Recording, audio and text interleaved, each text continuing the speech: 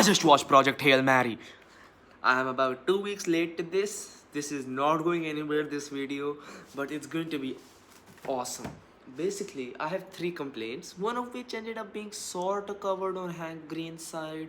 Yeah, I watched this video just now, so I will be keeping the third one brief. But here are the 2 complaints that I have. Great movie, that I'll say. There are a lot of tiny details, like when he quote unquote buried the people in space, they did not freeze instantly, they just did that. Where are the molecules for heat transfer in space? That's why they didn't freeze. It's just mind blowing science. And that,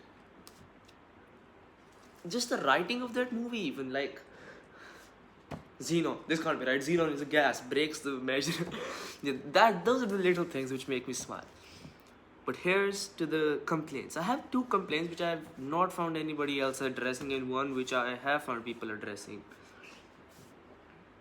So firstly, Rocky's ship, how complex it is, how many pillars and protrusions and structures there are. I mean, even visually it's complicated, but considering that Rocky or Eridians, whatever you call them, are smarter than us, understood,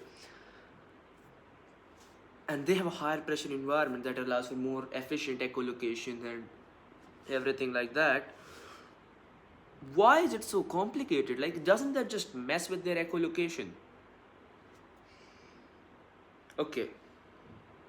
Complaint number 2. Did you take a look at the final scene where, like, I think Grace is on the Arid. He's teaching people, but I noticed that they had to artificially light up the biodome. Here's the thing. Why? Here's the thing. Arid is supposed to be very hot. That means it's very close to 40, whatever the name of that star was. I think it's Keed, Arid something A, 40 Arid A. I don't remember exactly. Yeah, it's very close to Keed. That must mean a lot of light, because Keed is a star not unlike our sun. There are 2 other stars in that tertiary star system or something. But Keed is the main star, and that's what they're orbiting. I double checked. The thing is that there are only 2 options for that. Either the planet is tidally locked and they only survive on the dark side, which makes sense, they don't need light. Or the second option, they messed up, because it's very, very common for planets to have rotation. Okay, there's always the possibility that it isn't, but a slight imbalance of comets hitting gives a little bit of spin, even if it's not as prominent as Earth's. Let's just assume it's tidally locked even. Okay? Then you're telling me that there's a side of the planet which those Eridians just can't survive on. Okay? And we were never told the Eridian source of energy. Like, where are they getting all this energy from?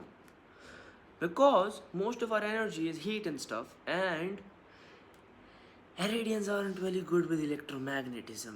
We were told they don't know about radiation and stuff. Okay. Let's ignore this even.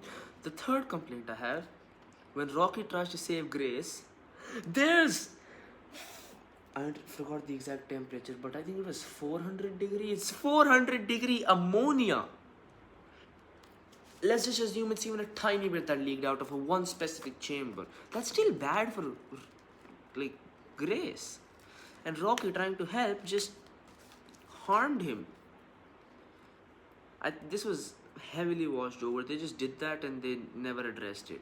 But what they did address in the book, I read a bit of it. That's a few parts which I had a problem with, because I just wanted to double check.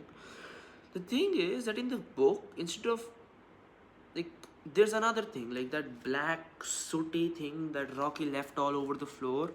That's actually a healing mechanism of sorts, and Grace swept it away, and he had to bring it back and stuff for Rocky to heal.